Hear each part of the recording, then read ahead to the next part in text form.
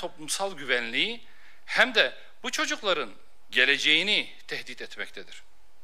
Elbette çocukları yalnızca cezayla terbiye etmek ne ahlaki ne de yapısal bir çözümdür. Onları suça iten ortam, medya, sokak kültürü, aile ihmali ve manevi değerler erozyonu gibi etkenler göz ardı edilemez. Bu gerçeklik çocukların suç işleme kapasiteleri ve bilinci göz önünde bulundurularak cezai sorumluluğun yeniden tanımlanmasını gerekli kılmaktadır. Suç türüne, failin kişilik özelliklerine, suça yönelme biçimine ve tekrarlama potansiyeline göre farklılaştırılmış bir yaklaşım benimsenmeli. Kimi durumlarda 18 yaş altındaki bireylerin yaşça büyük faille aynı cezai rejime tabi tutulması mümkün hale getirilmelidir.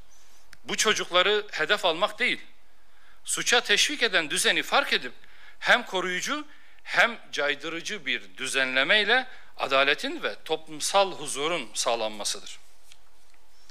Kıymetli basın mensupları, son yıllarda Dicle Elektrik Dağıtım AŞ yani DEDAŞ, bu kurum hakkındaki ciddi şikayetler kamuoyunun gündemini meşgul etmektedir.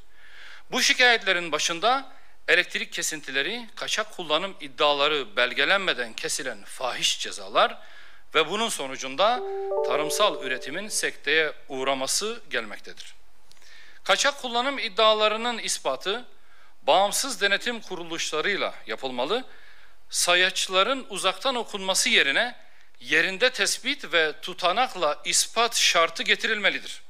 Tartışmalı kaçak kullanım cezaları için bağımsız tahkim veya bilirkişi heyetleri kurulmalı, haksız kesilen cezalar iptal edilmeli, geçmişe dönük borçlar yapılandırılmalı ve gerekirse affedilmelidir. Altyapı yetersizliğinden kaynaklanan sorunlar çözülmelidir. Bu bağlamda eski trafo, kablo ve hatların kapasiteleri arttırılarak yenilenmesi gerekmektedir. Sulama sezonu için çiftçilere özel, öncelikli ve kesintisiz enerji hattı tahsis edilmelidir. Tarımsal üretim bir kamu hizmeti niteliği taşıdığı için bu alanda enerji sübvansiyonu ve desteklemek politikası uygulanmalıdır. Çiftçilerin bir araya gelerek kuracağı enerji kooperatiflerine devlet desteği sağlanmalı, güneş ve rüzgar gibi yenilenebilir enerji kaynaklarının tarımsal üretimde kullanımı teşvik edilmelidir. DEDAŞ'ın hali hazırdaki uygulamaları bölgesel tarım politikalarını da tehdit etmekte, çiftçinin yanı sıra milyonlarca tüketicinin sofrasına da yansıyacak bir kriz anlamına gelmektedir. Bu sorunlar adil, şeffaf ve sürdürülebilir çözümlerle bir an önce giderilmelidir. Değerli basın mensupları, çalışan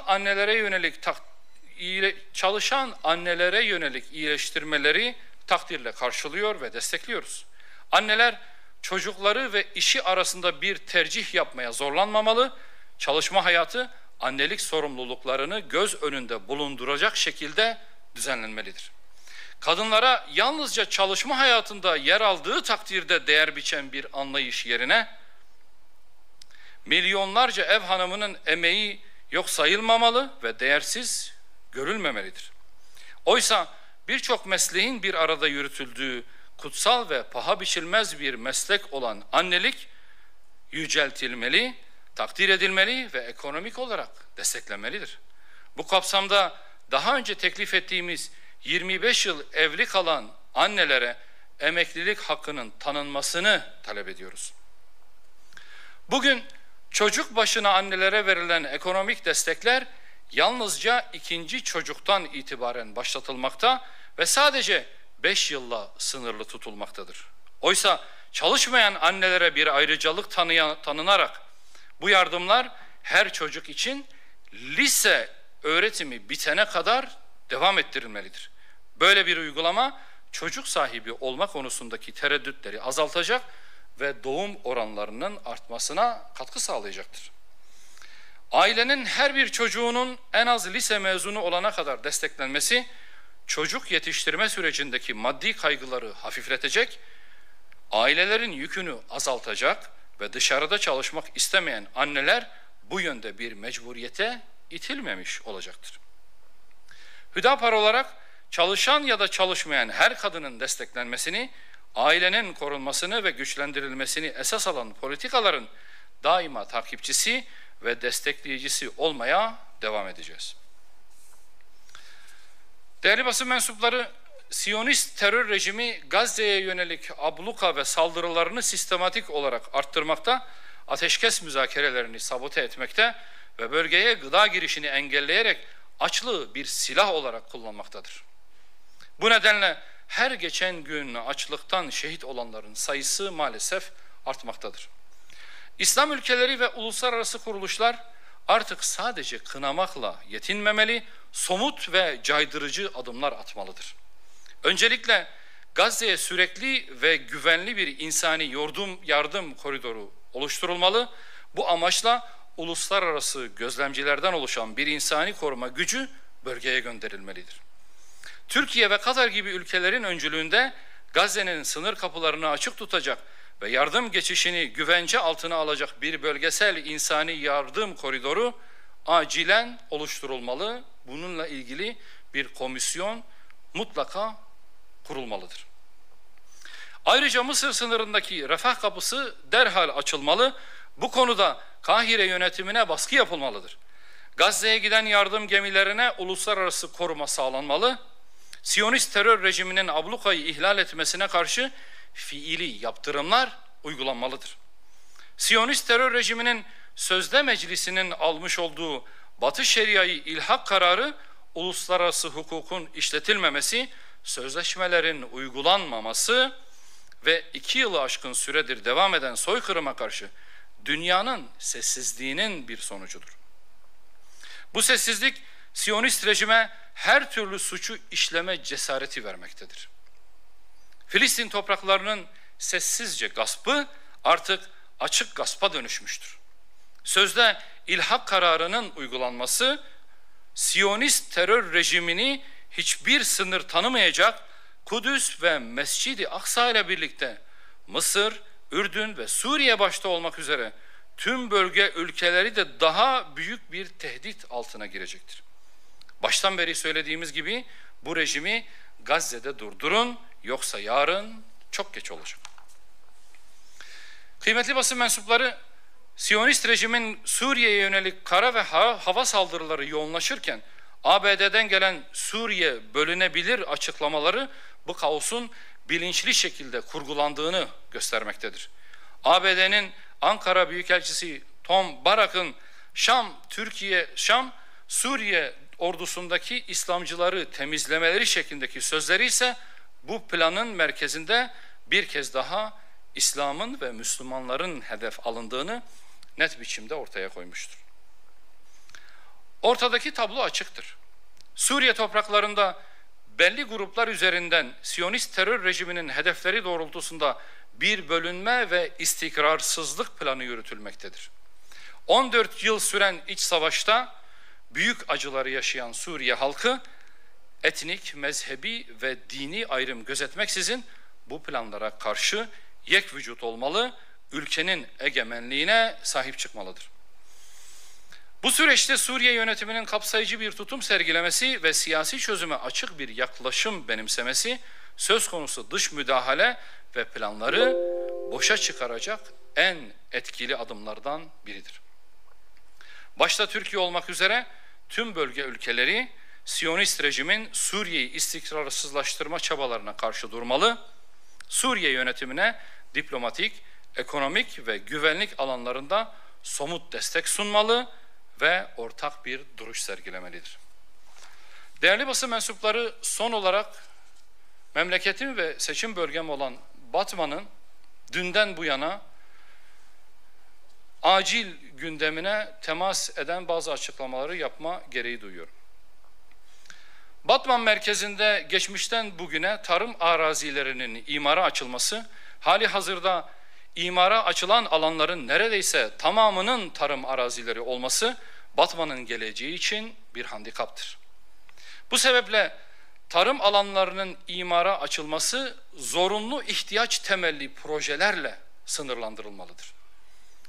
Batman gibi Kavurucu sıcaklarla geçen yaz mevsiminde insanların betondan kaçarak kırsala yönelmeleri, daimi ikamet için değil, rahat bir nefes alabilmek ve vakit geçirmek için hobi bahçesi tarzı projelere yatırım yapması yeni değildir. Bu ihtiyaç giderek artmakta ve görünür olmaktadır. Bir plan ve düzen içerisinde olmayan bu tür yapılaşmaların ihtiyaçları da gözetilerek düzene kavuşturulması, bizi fiili duruma teslim olmakla kuralları uygulamak zorunda kalmak arasında sıkışmaktan kurtaracaktır. Burada idarecilere büyük görev ve sorumluluk düşmektedir. Mevcut durumda mahkeme süreçleri devam eden ancak yürütmeyi durdurma kararları ya hiç verilmeyen ya da geri alınan yapılarla ilgili başlatılan yıkım çalışmaları şu ölçülere dikkat edilerek sürdürülmelidir. Bu konuda bugün hem Batman valimizle hem İçişleri Bakanlığımızla hem de Çevre ve Şehircilik Bakanımızla enine boyuna bu konuları müzakere ettik ve bir çözüm yolu bulunması konusunda kendi görüşlerimizi de dile getirdik. Umuyor ve diliyoruz ki bir çözüm bulunur. Bizim çözüm önerilerimiz ise birkaç başlık altında özetlenebilir ve bunları sizinle paylaşmak istiyorum.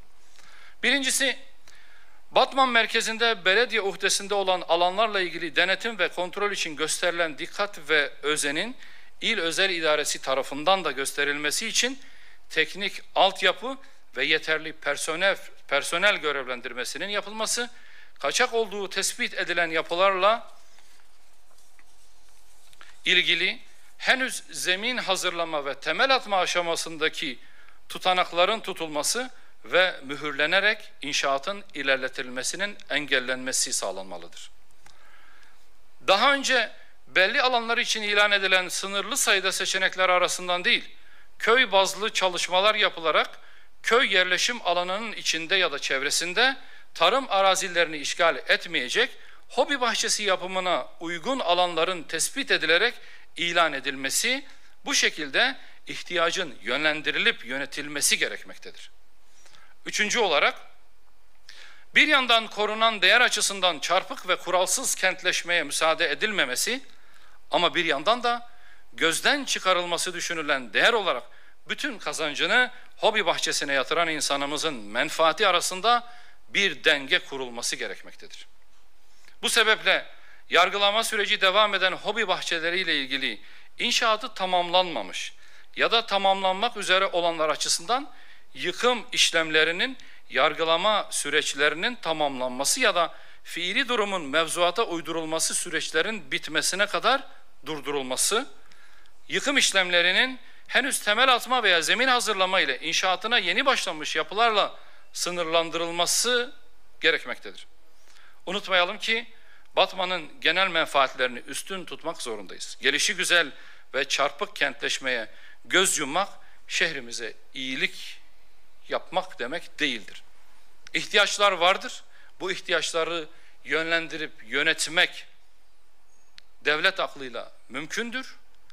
Var olan milli serveti tek çırpıda göz ardı etmeden hukuki süreçlerin tamamlanmasını beklemek ama bunun yanında denetimleri vatandaşın ileride bu tür mağduriyetlerle karşılaşmasını engelleyecek şekilde hızlı ve etkin şekilde almak da yöneticilerimizin sorumluluğudur.